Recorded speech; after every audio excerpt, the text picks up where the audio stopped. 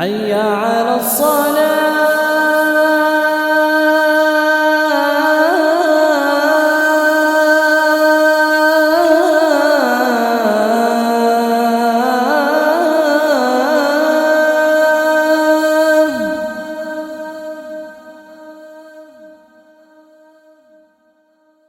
அல்ஹம்துலில்லாஹி ரபில் ஆலமீன் வஸ்ஸலாத்து வஸ்ஸலாம் அலா சய்யிதில் முர்சலீன் வ அலா ஆலிஹி வ அஸ்ஹாபி அஜ்மாயின் அம்மா பாத். ஃபக்கத் கால அல்லாஹு தஆலா ஃபில் குர்ஆனில் அஸீம் வல் ஃபுர்கானில் மஜீத். ஃபஅஊது பில்லாஹி மினஷ் ஷைத்தானிர் ரஜீம். பிஸ்மில்லாஹிர் ரஹ்மானிர் ரஹீம். வலன் தர்லா அன்கல் யஹூது வலன் நஸாரா ஹத்தா தத்தபிஅ மில்லத்தஹும் குல் இன்னல் ஹுதா ஹுதல்லாஹ். ஸதகல்லாஹுல் அஸீம். வகால தஆலா ஃபி மகாமின் ஆகர் இன்னல்லாஹ லா யுதைய்யிஉ அமாலல் முஃமினீன். ஸதகல்லாஹுல் அஸீம். கண்ணியத்திற்கும் மரியாதைக்கும் உரிய சகோதரர்களே, பெரியோர்களே, தாய்மார்களே, அளவிலா கருணையும் நிகரிலா கிருபையும் கொண்ட எல்லாம் அல்ல அல்லாஹ் ரப்புல் ஆலமீனுடைய சாந்தியும் சமாதானமும் நல்லருளும் நற்கிருபையும் நம் அனைவர் மீதும் உண்டாவதாக என்று துஆ செய்த வண்ணம் இன்றைய வெள்ளிமேடை நிகழ்ச்சியை ஆரம்பம் செய்கின்றேன். அருமைக்குரியவர்களே, ஒவ்வொரு வாரமும் நாம் உலகில் நடக்கக்கூடிய நடப்புகளை வைத்து நம்முடைய ஈமானை எப்படி புதுப்பித்துக் கொள்வது, நம்முடைய இஸ்லாத்தை நாம் எப்படி பின்பற்றுவது, நம்முடைய மார்க்கத்தின் மீது நமக்கு எப்படி உறுதியும் பிடிமானம் ஏற்படுவது என்பதை பற்றி தான் நான் உங்களுக்கு விளக்கி கொண்டிருக்கின்றேன். உலக அரசியலை பேசுவதின் நோக்கம், அதற்கு எத்தனையோ செய்தி சேனல் இருக்குது, மீடியா சேனல் இருக்குது, அவங்க பேசிட்டு போயிடுவாங்க. நான் இந்த உலக செய்திகளை சொல்லக்கூடிய நோக்கம் என்னவென்றால், இதன் மூலமாக அல்லாஹ் ரப்புல் ஆலமீன் நமக்கு தரக்கூடிய படிப்பினை என்ன, அல்லாஹ் குர்ஆனில் என்ன சொல்லியிருக்கான், இதை பற்றி அல்லாஹ் ரசூல் ஸல்லல்லாஹு அலைஹி வஸல்லம் என்ன முன்னறிவிப்பு செஞ்சுருக்கிறாங்க, இதனால் என்ன விளைவு நிகழும், இதனால் நம்முடைய ஈமான் எப்படி உறுதியாகும், நமக்கும் நம்முடைய ரப்புல் ஆலமீனுக்கும் உள்ள உறவு எப்படி வலுப்பெறும் என்பது தான் நாம் சொல்வதே நோக்கம். அந்த அடிப்படையில் எல்லாம் அல்ல அல்லாஹ் ரப்புல் ஆலமீன் குர்ஆனில் பல இடங்களில் சொல்கிறான், ஒயின் தஸ்பிரு தத்தக்கோ, நீங்கள் பொறுமையோடு இருந்து தக்வாவோடு இருந்தால் உங்களை மிகைப்பெயர் உலகத்தில் யாரும் இல்லை. அல்லாஹ் சொல்கிறான், பல இடங்கள் சொல்கிறான், நீங்கள் பொறுமையோடு தக்வாவோடு இறையச்சத்தோடு இருந்தால் உங்களை மிகைப்பவர்கள் யாருமே கிடையாது அப்படிங்கிற அல்லாஹ் ரப்புல் ஆலமீன். இன்னும் பல இடங்களில் இதை பற்றி சொல்கிறான், நீங்கள் பொறுமையோடு இருங்க, ஒற்றுமையாக இருங்க, தக்வாவோடு இருங்க, இறையச்சத்தோடு இருங்க, உங்களை மிகைக்கிறவங்க யாரும் கிடையாது. இது அல்லாஹ்வுடைய வாக்குறுதி. தான் அல்லாஹ் ரப்புல் ஆலமீன் தான் குர்ஆனிலே அளிக்கக்கூடிய வாக்குறுதிகளை எங்காவது எப்போது மீறி இருக்கிறானா, மீறுவானா, இன்னஹு லா யுஹ்லிஃபுல் மியாத், அவனுடைய வாக்குறுதியை அவன் ஒருபோதும் மீற மாட்டான் என்பது அல்லாஹ்வுடைய வாக்குறுதி. அப்படி இருக்கும்போது அருமைக்குரியவர்களே, உலகத்தில் நடக்கக்கூடிய சில நடப்புகளை பார்த்து, உலகத்தில் நடக்கக்கூடிய சில முஸ்லீம்களுக்கு ஏற்படக்கூடிய சில இழிவுகளை பார்த்து அல்லது அழிவுகளை பார்த்து அல்லது கஷ்டங்களை பார்த்து நாம் உடனே மாயூஸாகி நிராசையாகிவிடக்கூடாது. உடனே நிராசை என்ன, நமக்கு மட்டும் இப்படி ஆகுது, ஏன் முஸ்லீம் மட்டும் இப்படி ஆகுது, எதனால் முஸ்லீம் மட்டும் இப்படி கஷ்டப்படுறாங்க, நிராசை ஆகக்கூடாது.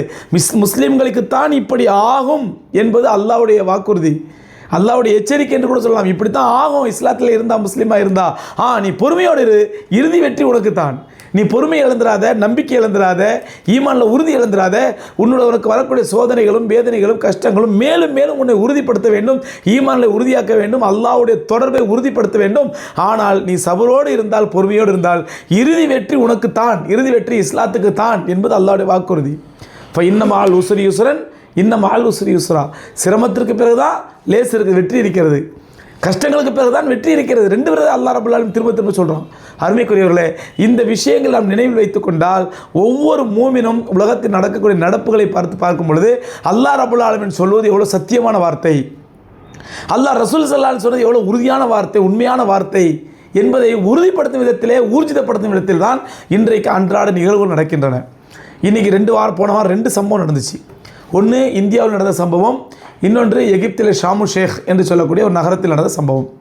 அது என்ன, எகிப்தில் ஷாமு ஷேக் எங்கே இருக்குது, அது என்ன நடந்துச்சு, இந்தியாவில் என்ன நடந்துச்சு அப்படின்னு பார்த்தோம்னா, இந்தியாவில் நடந்த சம்பவம் என்னவென்றால், பணிந்தது ஃபாசிசம், பணிந்தது ஃபாசிசம் அல்லது பயந்தது ஃபாசிசம் என்ன வேணாலும் சொல்லலாம். என்ன ஆட்டம் போட்டுச்சு இந்த ஃபாசிசம் இந்தியாவிலே கடந்த 13 வருஷமாக என்னென்ன ஆட்டம் போட்டுக்கிட்டு, முஸ்லீம்கள் செய்யக்கூடிய அநியாயங்கள் என்ன, அட்டூழியங்கள் என்ன, முஸ்லீம்களுடைய சொந்த சொத்துக்களை, பள்ளிவாசல்களை இடித்து தள்ளுகிறார்கள், புல்டோசர் வச்சு தள்ளுறாங்க, இஷ்டத்துக்கு யார் வேணாலும் இடித்து தள்ளலாம். எந்த ஒரு முஸ்லீம் அரசாங்கத்தை எதிர்த்து அல்லது அநியாயத்தை எதிர்த்து கண்டித்தால் உடனே புல்டோசர் வச்சு இடித்து தள்ளுறான், அவனுடைய சொத்துக்களை சூறையாடுகின்றான். நீ இந்த வியாபாரம் இருக்கிறதுனால தானே நீ பேசுகிற, அந்த வியாபார ஸ்தாபனத்தை அழிச்சிட புல்டோசர் வச்சு வியாபார ஸ்தானத்தை அழிச்சு விட்டு தரமட்டமாகிட்டு போயிடுறான்.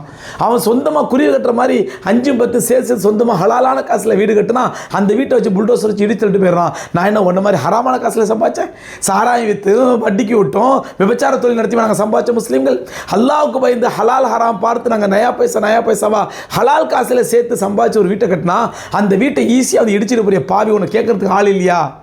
என்று ஏங்கினார்கள் முஸ்லீம்கள்.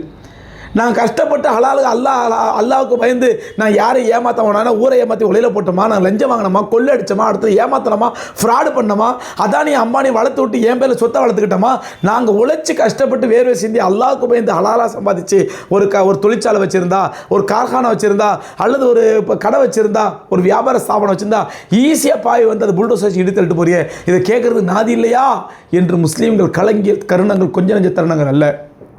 இப்போ பாருங்கள், தாலிபான் அமைச்சர் மௌலானா அமீர்கான் முத்தகி தாமத் பரக்காத்தும் அவர்கள் வந்திருந்தாங்க. வந்தவுடனே அவங்க அஃபீஷியல் மீட்டிங் முடிச்சுட்டு நேரம் தேவபந்துக்கு போனாங்க. தேவபந்து என்னாச்சு, தேவபந்துக்கு போன உடனே வர்றாருன்னு கேள்விப்பட்டோன்னே சுற்றுவட்டாளர் எல்லா உலமாக்கள் மதரசா மாணவர்கள் எல்லாம் தேவபந்தில் கூட்டிட்டாங்க. லட்சக்கணக்கான மக்கள். எந்த மீடியாக்களும் காட்டல, ஆனால் சோஷியல் மீடியாவில் தவிர்க்க முடியாதல்ல, சோஷியல் மீடியாவில் வந்துட்டு லட்சக்கணக்கான மக்கள் தேவபந்தில் கூட்டிட்டாங்க, உலமாக்கள் கூட்டிட்டாங்க. எதுக்கு?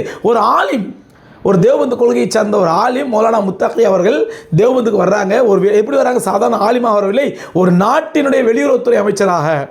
அதுவும் எந்த இந்தியா தாலிபான்களை தீவிரவாதி என்று கூசாமல் கேவலமாக பேசிக் கொண்டதோ அதே இந்தியா மீடியாக்கள் வாயால், அதே இந்த சங்கிகள் வாயால் தாலிபான் தலைவர், தாலிபான் அமைச்சர் என்று சொல்லக்கூடிய அல்லாஹ் இஸ்ஸத்தை கொடுத்து கண்ணியத்தை கொடுத்து அந்த தாலிபான் வருகிறார் என்றால் அவரை வரவேற்பதற்காக லட்சக்கணக்கான மக்கள் கூடுனாங்க. அதில் ஒருத்தர் தான் மௌலானா ஒரு இமாம் பள்ளி முசஃபர் நகரில் ஒரு பள்ளி இமாம் அவர்கள். அவரும் போயிருக்காரு. நம்முடைய இனம், நம்முடைய ஆலிம் அவர்கள் மாஷா அல்லாஹ் ஒரு வெளியுறவுத்துறை அமைச்சராக வர்றாரு, தேவபந்துக்கு வர்றாரு, வரவேற்பதற்காக போயிருக்கிறார். அவர் அங்கு போயிருக்கும் பொழுது அவர் வீட்டில் தனியாக இருந்த அவருடைய மனைவியையும் அவருடைய மகளையும் அநியாயமாக பாவிகள் வீட்டுக்குள் புகுந்து வெட்டி கொலை செய்திருக்கிறார்கள். ஒரு இமாம் என்ன பாவம் பண்ணார்? அவர் பண்ண பாவம் தாலிபானுடைய அமைச்சரை பார்க்க போனாருங்கிறதான். ஆனால் வீட்டில் போது மனைவியும் மகளையும் அநியாயமாக வெட்டி கொண்டுட்டாங்க பாவிங்க. கொன்னது யார் தெரியுமா? பெரிய அதோடு பெரிய கொடுமை அதுதான். கொன்னது யார் தெரியுமா? சங்கிகள் கொன்றுவிட்டு, ஆர்எஸ்எஸ்கார பாவிகள் கொன்றுவிட்டு, கொலை செய்துவிட்டு, ஒரு மூமினான பெண்ணுடைய, ஒரு முத்தகையான பெண்ணுடைய, ஒரு அப்பாவி பெண்ணுடைய ரத்தத்தை அநியாயமாக ஓட்டிவிட்டு என்ன சொன்னால், அந்த இமாம்கிட்ட மதரசால மத போதகம் நடத்துக்காண்டி வருவாராம் இமாமு. அதில் ஒரு பையனை திட்டினாராம், ஒரு சிறுவனை 10 வயது பையன் 8 வயது 2 பேரும் திட்டினாராம். உடனே கோவத்தில் அவன் என்ன பண்ணான்னா, அவர் இல்லாத நேரத்தில் மனைவி மகளையும் குத்தி கொண்டுட்டாங்களாம். ஒரு 8 வயசு சிறுவன் ஒரு 35 வயசு பெண்ணை, ஒரு 8 வயசு சிறுவன் கத்தியோடு வந்தால் ஒரு 35 வயசு பையனால் தடுக்க முடியாதா? ஒரு 35 வயசு 36 வயசு பெண்ணால் எட்டி உதைக்க முடியாதா? அவனை அடி தள்ள முடியாதா? ஆனால் ஒரு 8 வயசு பையன் ஒரு 35 வயசு பெண்ணை கத்தியால் குத்தி கொலை செய்து விட்டானாம். இவன் கதை கட்டுறானுங்க. அந்த பையன் வாக்குமூலம் கொடுத்தானா? அட பாவிகளா, யார்கிட்ட சொல்கிறீங்க? இப்படி தினம் தினம் அநியாயங்கள். பெஹ்லூ கான் என்ற ஒரு முதியவர் ட்ரெயினில் மாட்டுக்கறி எடுத்துகிட்டு போனார், அவரை கொண்டு அநியாயம் வெட்டி கொண்டானுங்க. ஜுனைத் கான் என்ற ஒரு ஹாஃபில் குரான் தராவி தொழு வச்சுட்டு நோம்பு 27 அன்றைக்கி வீட்டுக்கு போகிறாரு சந்தோஷமாக ட்ரெயினில். அந்த பையனை சிறுவனை முஸ்லீம் என்ற ஒரே காரணத்திற்காக ட்ரெயினில் கொண்டானுங்க. இப்படி அடுக்கிக்கிட்டே போல அந்த பாவிங்க 13 வருஷம் நடந்த அநியாயத்தை. இதற்கெல்லாம் ஒரு தீர்வு கிடைக்காதா என்று ஏங்கிக் கொண்டிருந்தோம். பொறுமையோடு இருந்தோம் இந்திய முஸ்லீம்கள். அல்லாட்ட மட்டும்தான் கையேந்தணும். வேற எவனை நம்பி பிரயோஜனம் இல்லை. எந்த எதிர்கட்சியை நம்பி பிரயோஜனம் இல்லை, எந்த பாராளுமன்றத்தை நம்பி பிரயோஜனம் இல்லை, எந்த நீதிமன்றத்தை நம்பி பிரயோஜனம் இல்லை, எந்த தேர்தல் கமிஷன் நம்பி பிரயோஜனம் இல்லை. நம்முடைய ஒரே சக்தி, ஒரே ஆற்றல், ஒரே நம்பிக்கை, ஒரே அடைக்கலம் அல்லாஹ் ரப்புல் ஆலமீன் மட்டும்தான் என்று கூவிக்கிட்டே இருந்தோம், சொல்லிக்கிட்டே இருந்தோம். இதை கூட விளங்காத சில சங்கி முஸ்லீம்கள், பச்சை சங்கிகள், அல்லாஹ் நம்பிக்கையில் பச்சை சங்கிகள், என்ன அல்லாஹ்ட்ட துவா செஞ்சு மட்டும் போதுமா, அல்லாஹ் துவா செஞ்சு நடந்துடுமா என்று நம்மளை ஏளனம் பேசினார்கள் அந்த சங்கிகள், பச்சை சங்கிகள். ஆனால் அல்லாஹ் ரப்புல் ஆலமீன் சொல்கிறான் இல்லையா, இன்னல்லாஹ் லா யுதையு ஈமானக்கும், மூமின்களே உங்களுடைய ஈமானை அல்லாஹ் ஒருபோதும் வீணாக்க மாட்டான். இன்னல்லாஹ் லா யுதையு அமாலல் மூமினின், மூமினுடைய அமல்களை அல்லாஹ் ஒருபோதும் வீணாக்க மாட்டான். நீங்கள் செய்யக்கூடிய துவாக்களை, உங்களுடைய அழுகைகளை, தொழுகைகளை அல்லாஹ் ஒருபோதும் பாழாக்க மாட்டான். அல்லாஹ்வுடைய வாக்குறுதி அல்லாஹ் நிறைவேற்றினானா இல்லையா? இன்றைக்கி எந்த சங்கிகள் வாயால் தாலிபான் தீவிரவாதிகள் கேவலப்படுத்திக் கொண்டிருந்தார்களோ அந்த தாலிபான் அமைச்சர் மௌலானா அமீர்கான் முத்தகி தாமத் பரக்காத்தும் அவர் தேவபந்துக்கு வந்திருக்கிறாரு. எதுக்காண்டி? அவர் புகாரி ஷெரீஃப் பாடம் படிச்சிருக்காரு. பாகிஸ்தானில் ஹக்கானி மதரசால புகாரி ஷெரீஃப் பாடம் படிச்சிருக்காரு. அந்த புகாரி ஷெரீஃப் சனது போனால் அங்கே தேவபந்தில் தான் போகணும். அதற்கான ஆதாரம் அந்த சனதை பெறுவதற்காக தான் தேவபந்துக்கு வந்து மௌலானா அபுல் காசிம் நோமானி தாமத் பரக்காத்தும் தாருலும் தேவபந்து மதரசாவுடைய முஹத்தமீம் வைஸ் சான்சலர் அவருடைய கையால் அந்த சனதை பெற்றுவிட்டு அவரை கட்டி அணைத்து முத்தமிட்டு சென்றிருக்கிறார். அருமைக்குரியவர்களே, இதன் மூலமாக உலகத்திற்கு அல்லாஹ் தரக்கூடிய செய்தி என்ன? நீங்கள் பொறுமையோடு பொறுமையோடு இருங்க, தக்வாவோடு இருங்க, இறையச்சத்தோடு இருங்க, அல்லாஹ் நம்பிக்கை கொள்ளுங்க. உங்களுக்கு சோதனைகள் அதிகமாக நிராசையாகாதீங்க. துவா செஞ்சால் மட்டும் போதுமா? ஏன்னா இப்படியே சொல்லிட்டு இருக்கிறீங்க, நம்ம எதாவது செய்ய வேண்டாமா? பேசிக்காதீங்க. அல்லாஹ் மேலே தவக்குல் வைங்க, அல்லாஹ் நம்பிக்கை வைங்க. அல்லாஹ் உங்களுக்கு இஸ்ஸத்தையும் கண்ணியத்தையும் கொடுப்பான், வெற்றியை கொடுப்பான். இன்னைக்கு எந்த தாலிபான் தீவிரவாதிகள் என்று வாய்க்கடியே பேசினார்களோ அந்த வாய்க்குள் சாணத்தை வைத்து அடைத்துக்கொள்ளும் விதத்தில் அல்லாஹ் ரப்பல் ஆலமீன் அவர்களை தாலிபான் தலைவர்கள், தாலிபான் அமைச்சர்கள் என்ற ரத்தன கம்பளம் வைத்து வரவேற்க வைத்திருக்கிறான். காரணம் என்ன? தாலிபானுடைய ஈமான், தாலிபானுடைய தக்வா, தாலிபானுடைய இறையச்சம். ஆட்சி பொறுப்பேற்றவுடன் சொன்னார்கள், நாங்கள் இன்ஷா அல்லாஹ் இஸ்லாமிய ஆட்சியை நிறுவோம். யார் எந்த நாடு எங்களை அங்கீகரிக்கட்டும், எங்களுக்கு அங்கீகரிக்காம போட்டோம், அதை பற்றி எங்களுக்கு கவலை இல்லை. இந்த 4 வருடங்களில் தாலிபான் ஆட்சியை உலகத்தின் மீடியாக்கள் எப்படி கேவலப்படுத்தினாங்க, எப்படி அசிங்கப்படுத்தினாங்க. உலக தலைவர்கள் 4 பேர் ஒன்று கூட்டிட்டாண்டா உடனே அவன் பேசுவது இஸ்லாமிய பயங்கரவாதத்தை ஒழிக்க வேண்டும். இஸ்லாமிய பயங்கரவாதம் முதல் பயங்கரவாதம்னா தாலிபான் அரசை ஒழிக்கணும், ஆப்கானிஸ்தான் அரசை. உலக அரங்கில் அவங்க மரியாதை இல்லை, ஐநா சபையில் மதிப்பில்லை, அவங்களுக்கு இடமில்லை. எந்த நாடும் அவங்களை அங்கீகரிக்க தயாராக இல்லை. எந்த உலகளாவிய விளையாட்டு போட்டிகளில் கூட ஆப்கானிஸ்தான் கலந்து கொள்வதற்கு அனுமதி இல்லை. கேவலப்படுத்தினாங்க. எல்லாத்தையும் சபுர் தக்குவாவோடு காத்துக்கிட்டு இருந்தாங்க. என்ன செய்வோம்? என் ரப்பு என்ன சொல்கிறான் அந்த விஷயத்தில்? என் ரப்புடைய வழிகாட்டுதல் என்ன? என் ரப்புடைய ஹபீப் ஸல்லல்லாஹு அலைஹி வஸல்லம் அவருடைய வழிகாட்டுதல் என்ன? அவங்க என்ன சொன்னாங்களோ அதை மட்டும் செய்வோம். இந்த உலகம் என்ன சொல்லுது, டோன்ட் கேர் என்று அல்லாஹ்வின் தவக்குல் வைத்து அல்லாஹ் ரசூலுடைய சுன்னத்தை மிகச் சரியாக பின்பற்றினார்கள். அவங்க தாடி எடுக்கலை, உலகம் கிண்டல் பண்ணுறதுக்கு தாடி எடுக்கலை, உலகம் கேவலமாக பேசுங்க தலப்பாக அவுக்கலை, அவங்களோட ஜுப்பாவை மாற்றலை, அவங்களோட ஈமானை இழக்கலை, அவங்களோட இல்மை இழக்கலை, அவங்களோட இபாதத்தை இழக்கலை, தங்கள் நாட்டு மக்களுக்கு ஹராமை அவுத்து விடலை, ஹலாலை மட்டுமே போதித்தார்கள், ஹராமை தடுத்தார்கள். பெண்களுக்கு என்ன தேவை அதை கொடுத்தாங்க. எந்த அளவுக்குன்னு சொன்னால் இதே அமீர் கான் முத்தகி தாமத் பரக்காத்தும் மௌலானா அவர்கள் யூகேக்கு போகிறாரு. யூகேக்கு போகும்போது ஒரு பெண் பத்திரிகையாளர் அவரிடத்தில் பேட்டி காண்கின்றார். பெண் பத்திரிகையாளர் பேட்டி காண்றாரு. அந்த பேட்டி அரை மணி நேரம் 3/4 மணி நேரம் நடக்குது. அந்த 3/4 மணி நேரமும் அந்த பெண்ணை அவர் ஏறெடுத்து கூட பார்க்கவில்லை. அந்த பெண் இப்படி உட்கார்ந்துட்டு இருக்காங்க, மீடியாக்களில் பாருங்கள், ஃபோட்டோவில் வந்துருக்குது. அந்த பெண் இப்படி உட்காந்துருக்காங்க, இப்படியே தலை குனிஞ்சிட்டே பேட்டி கொடுக்குறாரு. அந்த பெண்ணை ஏறெடுத்து பார்க்கவில்லை. சில நேரங்களில் கேமராவை பார்க்குறாரு, சில நேரம் கீழே குனிஞ்சிக்கிறாரு. அந்த பெண்ணை ஏறெடுத்து பார்க்கல. கடைசியில் அந்த அம்மா கேட்குறாங்க, நான் உனக்கு கேட்கலாமா பர்சனல் விஷயமா? நீங்கள் என் மூஞ்ச கூட பார்க்கல, என்ன காரணம்? பெண்கள் அவங்களை அவ்வளோ கேவலமா? எங்களை ஏறெடுத்து பார்க்க மாட்டீர்களா? என்ன காரணம்? அவர் சொன்னார், எனக்கு கேவலம் இல்லை, எங்களுடைய இஸ்லாம் அந்நிய பெண்ணை பார்ப்பதை தடுக்கின்றது. அந்நிய பெண்ணை ஏறெடுத்து பார்ப்பதை எங்கள் இஸ்லாம் தடுக்கின்றது.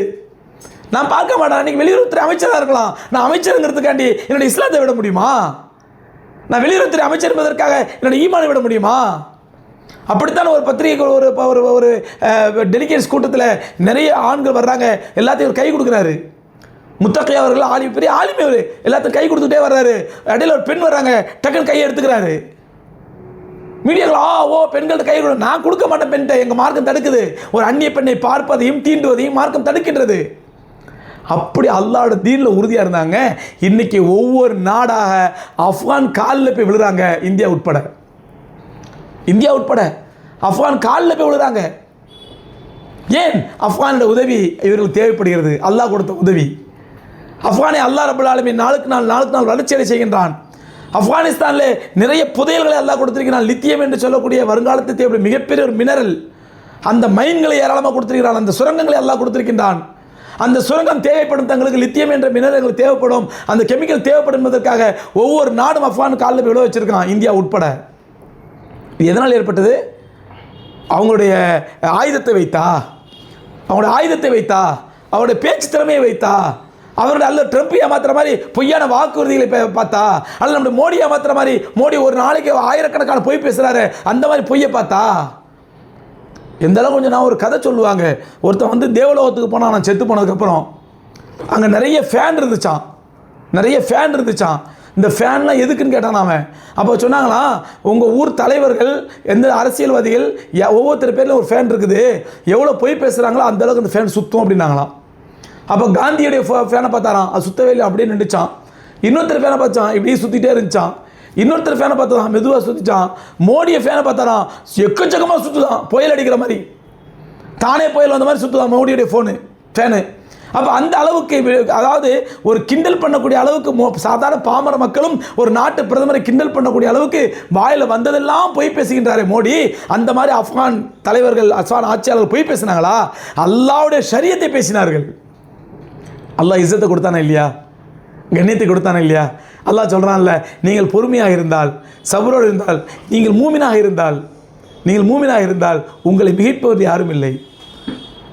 உங்களை மிகப்பெரிய யாரும் இல்லை. வான்தும் ஆலவன் இன்கொண்டு மோமினேன் உலா தஹினு உலா தஹசனும். அல்லாவுடைய வாழ்த்து, அல்லாவுடைய வாழ்த்து. உலா தஹினு கவலைப்படாதீங்க, உலா தஹசனு கவலை தைரியத்தை இழந்துடாதீங்க. எவ்வளோ சோதனைகள் வந்தாலும், எவ்வளோ கஷ்டங்கள் வந்தாலும், எவ்வளோ சோதனைகளை அழுத்தினாலும் தைரியமாக உறுதியாக இருங்க. ஒலா தஹினு தைரியத்தை இழந்து விடாதீர்கள், ஒலா தஹசனு கவலையடையாதீர்கள். வான்தும் ஆலவன் நீங்கள் தான் உயர்ந்தவர்கள் இன்கொண்டு மோமினேன் உண்மையான மோமின்களாக இருந்தால். அல்லாஹ் அக்பர். அல்லாஹ் அதை நிறைவேற்றி காட்டானா இல்லையா? இன்றைக்கி அஃப்கான் மந்திரி விஷயத்தில் இந்திய சங்கிகள் போய் காலில் போய் விழுந்தாங்களா இல்லையா? நான் இந்திய அரசை கேவலப்படுத்தவில்லை, இந்த சங்கிகளோட அரசை கேவலப்படுத்துகின்றேன். இந்தியாவை நான் கேவலப்படுத்தவில்லை. இந்தியா என்னுடைய தாய்நாடு. உலக அரங்கில் தமிழை நிமிர்ந்து நிற்க வேண்டும் என்று ஆசைப்படக்கூடிய கோடானுகோடிக்கணக்கான முஸ்லீம்களில் நானும் ஒருவன். இந்த இந்தியாவோட சுதந்திரத்திற்காக எங்களுடைய முன்னோர்கள், எங்களுடைய பாட்டன், எங்களுடைய பூட்டன் சுதந்திரத்துக்கான தங்கள் உயிரை மாய்த்து தங்களுடைய சொத்துக்களை இழந்து இந்தியாவுக்கு சுதந்திரம் வாங்கி கொடுத்தாங்க. அந்த உரிமை எங்களுக்கு உண்டு. இந்தியா என்பது என்னுடைய தாய்நாடு, அதை தலைக்கு மேலெத்து கொண்டாடுவேன். ஆனால் என்னுடைய இந்திய தாய்நாட்டை ஆளக்கூடிய சங்கி ஆட்சியாளர்கள் கேவலமானவர்கள், மோசமானவர்கள், மட்டமானவர்கள், கீழ்த்தரமானவர்கள். அவர்களைத்தான் கண்டிக்கின்றேன். அவர்களை கீழ்த்தரமான கொள்கைத்தான் கண்டிக்கின்றேன். இது இந்தியாவில் நடந்ததா? அடுத்து உலக அரங்கிலே அல்லாஹ் அக்பர். ஹமாஸை ஒழிக்காமல் விடமாட்டேன். ஆணவம் பேசியது. ஆணவம் என்ன பேசி? நெத்தன்யாஹு ஹராமி ஆணவம் ஹமாஸை ஒழிக்காமல் விடமாட்டேன், ஹமாஸை துடை தெரிக்காமல் விட மாட்டேன். இந்த என்ன பண்ண அந்த கிறுக்கன் அதாவது பேய் பிடிச்ச கிறுக்கன் அமெரிக்க அதிபர் இருக்கானே, அதாவது கிறுக்கன்களையும் பேய் பிடிச்ச கிறுக்கன் ரொம்ப மோசமானவன். கிறுக்கனே சமாளிக்க முடியாது, அவனுக்கு பேய் வர பிடிச்சதுண்டா. அந்த மாதிரி பேய் பிடித்த கிறுக்கன் இவன். இந்த ட்ரம்ப் இவன் என்ன சொன்னா காசாவை நான் ஒரு பங்கு போட்டு இருக்கக்கூடிய ஒரு ரியல் எஸ்டேட் பூமியை ஆக்கிடுவேன், அதை ஒரு டூரிஸ்ட் பிளேஸ் ஆக்க போகிறேன், காசா மக்களை துடை தெரிஞ்சிடுவேன், காசா ஒன்றுமில்லாம ஆக்கிடுவேன், நான் டூரிஸ்ட் பிளேஸ் ஆக்க போகிறேன். கத்துன ஆணவம் பேசியது. ஆனால் அதே ஆணவம் இன்னும் அடங்கி நிற்கிறது, ஒடுங்கி நிற்கிறது ஹமாஸுக்கு முன்னால். எங்கே? எகிப்துடைய ஷாமு ஷேக்கில். எகிப்தில் ஷாமு ஷேக்கிறது ஒரு அழகான சின்ன தீவல்ல தீபகற்பம் 3 பக்கம் கடலால் சூழ்ந்தது. நான் போயிருக்கேன் ஷாமு ஷேக்குக்கு, நானும் போயிருக்கிறேன், ஏற்கனவே பல முறை போயிருக்கிறேன். ரொம்ப அழகான தீவு, வெளிநாட்டு சுற்றுலா பிரயாணிகளாம் வரக்கூடிய இடம் அது ஷாமு ஷேக். அந்த ஷாமு ஷேக்கிலே கடந்த 3 நாட்களுக்கு முன்பாக உலகளாவிய தலைவர், நாட்டு தலைவர் மாநாடு நினச்சி அதில் ட்ரம்ப் கலந்துக்கிட்டாரு, பாகிஸ்தான் அதிபர் கலந்துக்கிட்டாரு, இஸ்லாமிய தலைவர் கலந்துக்கிட்டாங்க, இஸ்லாமிய நாட்டு தலைவர் கலந்துக்கிட்டாங்க, இத்தாலியுடைய அதிபர் கலந்துக்கிட்டாங்க, ஒரு 30க்கும் மேற்பட்ட நாட்டு தலைவர் கலந்துக்கிட்டாங்க. அதில் பேசுகிறான் ட்ரம்ப்பு, இந்த பைத்தியம் பிடிச்ச கிறுக்கன். இப்போ கொஞ்சம் பைத்தியம் பிடிச்சி கிறுக்கன்ல, பேய் பிடிச்ச கிறுக்கன். பேய் பிடிச்சி கிறுக்கனா இருக்கும்போது தலை தெரியாமல் ஆடனா. இன்னைக்கு பேய் கொஞ்சம் இறங்கி இருக்குது, கிறுக்கனா மட்டும் இருக்கலாம். அப்படியே அமைதி வார்த்தை. ஹமாஸ் அமைதிக்காக போராட வேண்டும், நான் அமைதியை கொண்டாட போகிறேன், நான் அமைதியை செய்ய போகிறேன். இன்னைக்கு பிரான்ஸுடைய அதிபர் பேசுகிறாரு, ஸ்பெயினுடைய அதிபர் சொல்கிறாரு, நீ அமைதின்னு சொல்லி அந்த போர் குற்றவாளியை, மனித துரோகியை நீ காப்பாற்ற நினைக்காத. யார்? நெத்தன்யாகுவை. என்னத்தான் நீ காசால போரை நிறுத்தி விட்டாலும் நீ அவன் ஒரு போர் குற்றவாளி. எங்கள் நாட்டுக்கு வந்து அவனை அரெஸ்ட் பண்ணோம். உலகத்தில் பல நாடுகள் சொல்கிறாங்க, நெத்தன்யாஹு என் நாட்டில் காலை வச்சுப்பாரு, நான் காலை ஒடிச்சிருவேன், அரெஸ்ட் பண்ணுன்றாங்க. ஏன் இதே இந்த ஷாமு ஷேக் மாநாட்டுக்கு எர்துகான், எகிப்து அதிபர் எர்துகான் ஒரு அறிக்கை விட்டார், நீ அந்த மாநாட்டில் கலந்து கொண்டால் என்னுடைய ஃப்ளைட்டுக்குள்ளே இறங்க, நான் கலந்துக்க மாட்டேன்டாரு. நீ அந்த ஷாமு ஷேக் மாநாட்டில் கலந்து கொண்டால் என்னுடைய ஃப்ளைட்டு எகிப்தில் இறங்காது, நான் அப்படியே திரும்பி போயிடுவேன்டாரு. என்னாச்சு? கேவலப்பட்டு ட்ரம்பே சொன்னா, வராத பண்ணி இஸ்ரேலில் உட்காந்துருப்பாங்க, வராது, நான் பேசிக்கிறேன் அப்படின்னா. அந்த அளவுக்கு அல்லாஹ் ரப்பல் ஆலமீன் இந்த யூத நாய்களுக்கு கேவலத்துக்கு மேல் கேவலம், இழிவுக்கு மேல் இழிவு, அசிங்கத்துக்கு மேல் அசிங்கத்தை அல்லாஹ் கொடுத்துட்டு இருக்கிறான். ஆனால் இன்னைக்கு அல்ஹம்துலில்லாஹ் அந்த ஹமாஸ் முஜாஹிதுகளுடைய வீரம், அவருடைய சபுர், அவருடைய தக்வா, அவர்களுடைய சபுர் என்று சொல்வதை விட காசா மக்களுடைய சபுர், காசா மக்களுடைய பொறுமை. நாமெல்லாம் அழுதோம், அந்த மக்களுக்காக நாமெல்லாம் கண்ணீர் வெடித்தோம், நாமெல்லாம் அழுதோம். ஏன்னா நாமெல்லாம் உலகவாதி, உலக வாழ்க்கையை பெருசாக நினைக்கிறோம். ஆனால் அந்த மக்கள் தான் பெற்ற பிள்ளை ஷஹீதாகி கிடக்கிறான். அவர் சொல்கிறாரு, அல்ஹம்துலில்லாஹ் என் பிள்ளை ஷஹீதாயிடுச்சு, எனக்கான சொர்க்கத்தில் இடம் பிடிக்க போயிருக்குது. அல்லாஹ் அக்பர். ஒரு காசா முஸ்லீமை நான் பலஸ்தீனில் நேரிலே பார்த்தேன், போர் நடந்து கொண்டிருக்கும் போது நேரில் பார்த்தேன். கடந்த ஆண்டு பைத்துல் முகதஸ் ஷேக் அலி அப்பாசி அவங்களுடைய அறையில் ரூம், அவங்க வீட்டுக்கு போயிருக்கும் பொழுது ஒரு காசா முஸ்லீம் வந்திருந்தார். அவரை எனக்கு ஷேக் அறிமுகப்படுத்துகிறாங்க. இவர் வந்து இப்போ தான் அந்த காசா போரில் 3 குழந்தைங்க ஷஹீதாயிட்டாங்க, அவரோட 3 குழந்தைங்க ஷஹீதாயிட்டாங்க. நான் சோஃபாவில் உட்கார்ந்தாலும் எழுச்சி போய் அவர் முதுகை தொட்டு அவர் தோளை தொட்டு ஆறுதல் படுத்தினேன். தைரியமாக இருங்க, அல்லாஹ் நிறைய கூலி கொடுப்பாண்டு. அவர் சொல்கிறார், எனக்கு ஆறுதல் சொல்லாதீங்க, வாழ்த்து சொல்லுங்க அப்படிங்கிறாரு. அல்லாஹ் அக்பர். எனக்கு ஆறுதல் சொல்லாதீங்க, வாழ்த்து சொல்லுங்க. என்னுடைய 3 குழந்தை மௌத்தாகிவிட்டது, 3 குழந்தை ஷஹீதாகிவிட்டது. எனக்காக சொர்க்கத்திற்கான இடத்தை என் பிள்ளை அல்லாஹ்விடத்தில் பிடிக்க போய் ரிசர்வேஷன் பண்ண அனுப்பி வச்சிருக்கேன். இப்போ நான் கேட்குறேன், என்னதான் இருந்தாலும் 3 குழந்தைங்க ஒரே நேரத்தில் ஷஹீதாகிறது எவ்வளோ பெரிய கஷ்டங்க, அதெல்லாம் எங்களால் தாங்கிக்க முடியாதுங்க அப்படிங்கிற அவர் சொல்கிறார். அல்லாஹ் எனக்கு தாக்கத்தை கொடுத்துருக்கான், அடுத்து 4வது 5வது 6வது குழந்தைகளை பெற்றுக்கொள்ள போகிறேன். இப்படி எந்த முஸ்லீமை பேச முடியுமா? அந்த முஸ்லீமுடைய அந்த சபர், அந்த தக்வா, அவங்க புலம்பல எங்களுக்கே இப்படி ஆகுது, நாங்களாம் முஸ்லீமாக இருக்க இப்படி ஆகுது. ஒன்றும் இல்லைங்க, அந்த காசா முஸ்லீம்கள் பட்ட கஷ்டத்திற்கும் துன்பத்திற்கும் நேற்று வரை ஒரு பெரிய நிறுவனத்துக்கு முதலாளியாதவன் இன்னைக்கு பிச்சைக்காரன் ரோட்டில் நின்றா சோத்து கையேந்திக்கிட்டு. இன்னைக்கு எப்படி இங்கே உள்ள அநியாயக்கார பாவிகள் முஸ்லீம்களுடைய நிறுவனத்தை புல்டோசர் வச்சு அடிக்கிறாங்களோ அவன் குண்டு படுத்தாத்தான். அவ்வளோதான் வித்தியாசம். இவன் புல்டோசர் வச்சு அடித்தான், அவன் குண்டு படுத்தாத்தான். நேற்று வரை 150 பேருக்கு வேலை கொடுத்த முதலாளியாதவன் இன்னைக்கு அந்த 150 பேரும் சேர்ந்து இவனும் வரிசை 51வது ஆளாக 101வது ஆளாக நின்று வரிசையில் நின்று பிச்சைக்கு நிலைமைக்கு ஆளாகலாம். ஆனால் அவர்கள் ஈமான இழக்கவில்லை, சபரை இழக்கவில்லை, அல்லாஹ் மேல தவக்குலை இழக்கவில்லை. பள்ளிவாசல் இடிந்து கரடு மோடா கீழே கிடக்கின்றது, ஆனால் தொழுகை விடவில்லை. நாங்கள் தொழுகை என்ன பிரயோஜனம் என்று கேட்கல. நம்மள மாதிரி நான் துவா செஞ்சு என்ன பிரயோஜனம் கேட்கல. ஒன்றும் இல்லைங்க. ஆயிரக்கணக்கான மீடியாக்கள் காசாக்கு வந்தாங்க, ஆயிரக்கணக்கான மீடியாக்கள் வந்தாங்க. யூதன் என்னென்னமோ சொல்லி பார்த்தான். நீங்கள் ஒரு வார்த்தை சொல்லுங்க, மீடியாவுக்கு முன்னாடி ஒரு வார்த்தை சொல்லுங்க, உங்களுடைய காசாவை நான் சொர்க்க பூமியாக மாற்றுகிறேன். நெத்தன்யாஹு பேசினான், சொர்க்க பூமியாக மாற்றுகிறேன். நெத்தன்யாஹு சொன்னான். என்ன சொன்னால் அவங்கள்ட்ட ஒன்றும் இல்லை, நாங்களாம் இஸ்லாத்தை விட்டுடுறோம், முஸ்லீம்களாக இருக்கலாம், எங்களுக்கு இவ்வளோ பிரச்சனை, நாங்கள் கிறிஸ்தவனா யூதனாக மாறிடுறோம், ஒரு வார்த்தை சொல்லுங்கள் உங்களுக்கு காசா சொர்க்க பூமியை மாத்திரன்னு சொன்னால் ஒரு முஸ்லீம் பேச்சுக்காக விளையாட்டுக்காக சொன்னார்களா? அப்படி ஒரு முஸ்லீம் இவ்வளோ கஷ்டப்பட்டோம், நாங்கள் எங்களுடைய வியாபாரத்தை இழக்க தயார், விவசாயத்தை இழக்க தயார், வீட்டை இழக்க தயார், நாட்டை இழக்க தயார், குடும்பத்தை இழக்க தயார், கோத்திரத்தை இழக்க தயார், இவை அனைத்தையும் இழப்பதற்கு காரணமாக இருந்த ஈமானை மட்டும் இழக்க மாட்டோம். அல்லாஹ் அக்பர். அந்த மக்களுடைய அந்த இஸ்திகாமத், அந்த தக்வா, அந்த சபர், அல்லாஹ் சொன்னாலையா இன் தஸ்பீரு தத்தகு, நீங்கள் பொறுமையோடு இருந்து இறையச்சத்தோடு ஈமான் இருந்தால் ஃபலா காலிப அலைக்கும், உங்களை மிகைப்பவர்கள் யாரும் கிடையாது. எந்த நெத்தன்யாவும் கிடையாது, அந்த பேய் பிடிச்ச கிறுக்கன் இருக்கான ட்ரம்ப் அவனும் கிடையாது. இந்த யக்கீன் காசா மக்களிடத்து, இந்த யக்கீன் சகோதரர்களே, கொஞ்சம் இந்த அரபு தலைவரிடத்தில் இருந்திருந்தால், அரபு நாட்டு மண்ணிடத்தில் இருந்திருந்தால் இன்று உலகத்தில் இஸ்லாமிய ஆட்சி மலர்ந்திருக்கும். இந்த காசாவில் சாதாரண பச்சை குழந்தையை பறி கொடுத்து ரோட்டில் இருந்து பரிதவிக்கக்கூடிய அந்த அப்பாவி தாய்க்கு இருந்த தக்வா, தன்னுடைய சொந்த கூட பிறந்த சகோதரனை 4 வயசு குழந்தையை இழந்து விட்டு 5 வயசு குழந்தை கதறுகிறது, அந்த பச்சை குழந்தைக்கு இருந்த தக்வா. எல்லா குழந்தையும் இழந்துட்டு நான் அல்லாஹ் எனக்கு சொர்க்கத்துக்கான பிள்ளைகளை கபூல் செஞ்சு நான் சொல்கிறானே, அந்த அப்பாவி மனிதனுடைய தக்வாவில் 1 கோடியில் 1 பங்கு இந்த இஸ்லாமிய ஆட்சியாளர்களுக்கும், இந்த துபாய் மன்னனுக்கும், சவுதி மன்னனுக்கும், கத்தார் மன்னனுக்கும், இந்த பஹ்ரைன் மன்னனுக்கும் அதில் கோடியில் 1 பங்கு இருந்திருந்தால் இன்றைக்கு அல்ஹம்துலில்லாஹ் இஸ்லாமிய ஆட்சி மலர்ந்திருக்கும். சகோதரர்களே, இங்கே முஸ்லீம்களாக நாம் பார்க்க வேண்டியது அந்த கேடுகட்ட இஸ்லாமிய ஆட்சியாளர்கள் அல்ல, களத்தில் நின்று உயிரோடு நின்று அல்ஹம்துலில்லாஹ் அல்லாஹ் எங்களுக்கு வெற்றியை கொடுத்தான். எந்த நெத்தன்யாஹு ஹமாஸை துணை தெரியாமல் விட மாட்டோம் என்று ஆணவம் பேசினானோ, அந்த ஆணவம் ஹமாஸுடைய காலில் வீழ்ந்து கிடக்கிறது. இன்றைக்கு வெற்றி பெற்றவர்கள் ஹமாஸ், உயிரை இழந்தவர்கள் ஹமாஸாக இருக்கலாம், ஷஹீதானவர்கள் ஹமாஸாக இருக்கலாம், ஆனால் உலக அரங்கிலே தலை நிமிர்ந்து வெற்றியோடு நிற்பது ஹமாஸ், தலை குனிந்து கேவலப்பட்டு நிற்பது நெத்தன்யாஹு. அல்லாமா இக்பால் அழகா சொல்லுவாங்க அடிக்கடி ஷுஹதாக்களை பற்றி, ஜீனா துமாரா ஜீனா, மர்னா துமாரா ஜீனா, கியா ஹூப் ஹே துமாரா, நீ வாழ்ந்தாலும் உனக்கு வாழ்க்கை தான்பா, மரணித்தாலும் உனக்கு வாழ்க்கை தான்பா, என்ன அழகுப்பா உனக்குன்னு சொன்னாங்களே. இன்னைக்கு மரணித்தாலும் வாழ்க்கையாக வாழ்ந்து கொண்டிருக்கிறார்கள் ஹமாஸ் ஷஹீதுகள், காசா ஷுஹதாக்கள் மறைந்தாலும் வாழ்ந்து கொண்டிருக்கிறார்கள். யார் ரூபத்திலே? உயிரோடு உள்ள மனிதர்கள் ரூபத்திலே, தக்வாவோடு, இறையச்சத்தோடு. அருமைக்குரியவர்களே, நமக்கு கிடைக்கக்கூடிய படிப்பினை இதுதான். இந்த ஆணவம் அழிந்தது, ஆப்கானுடைய அமெரிக்காவுடைய ஆணவம் அழிந்தது, இஸ்ரேலுடைய ஆணவம் அடிபணிந்தது, இங்கே இந்தியாவில் ஃபாசிசம் பயந்தது, ஃபாசிசம் பணிந்தது. இவையெல்லாம் வைத்து பார்க்கும் பொழுது இன்ஷா அல்லாஹ் எதிர்கால வெற்றி இஸ்லாத்திற்கு மட்டுமே. அதில் உறுதியாக இருக்க முஸ்லீம்கள். நாம் செய்ய வேண்டியது என்ன? நாம் தக்வாவை வளர்த்துக்கொள்வோம், சபரை வளர்த்துக்கொள்வோம், அல்லாஹ்வுடைய ஈமானில் உறுதி கொள்வோம், அல்லாஹ்வுடைய மார்க்கத்தில் இஸ்திகாமத்து கொள்வோம், அல்லாஹ்வுடைய தொடர்பை வலுப்படுத்திக் கொள்வோம், அல்லாஹ்வுக்கு நமக்குள்ள உறவை உறுதிப்படுத்திக் கொள்வோம். ரப்புல் ஆலமீன் இறுதி வெற்றி இஸ்லாத்திற்கு கொடுப்பான். மறுபடியும் ஞாபகப்படுத்துகின்றேன் அல்லாஹ்வுடைய ஆயத்தை, ஒலா தஹினு, தைரியத்தை இழந்துடாதீங்க, ஒலா தஹஸனு, கவலைப்படாதீர்கள், வஅன்துமுல் ஆலவுன், நீங்கள் தான் உயர்ந்தவர்கள், இன் குன்தும் முஃமினீன், உண்மையான முஃமின்களாக இருந்தால். அல்லாஹ்வுடைய வாக்குறுதியை நினைவுறுத்தி முடித்துக் கொள்கின்றேன். அல்லாஹ் ரப்புல் ஆலமீன் ஈமானோடும் சபரோடும் தக்வாவோடும் அல்லாஹ்வோடு நல்ல தொடர்போடும் ஐவேளை தொழுகையாடும் மார்க்கப்பட்டதோடு இருந்து அல்லாஹ் ரப்புல் ஆலமீன் இந்த இஸ்லாத்தையும் ஈமானை பாதுகாக்கக்கூடிய தௌஃபீக் தந்தருள்வானாக. நம்முடைய ஈமானை உறுதியாக்கி இறுதி நாள் வரை அல்லாஹ் ரப்புல் ஆலமீன் மூமினாகவே வாழ்ந்து மர்மையிலே கண்மணி நாயகம் ரசூலை கரீம் ஸல்லல்லாஹு அலைஹி வஸல்லம் அவர்களோடு சேர்ந்து சொர்க்கம் போகக்கூடிய பாக்கி தந்தருள்வானாக. வாஹிரு தாவானா அல்ஹம்துலில்லாஹி ரப்பில் ஆலமீன்.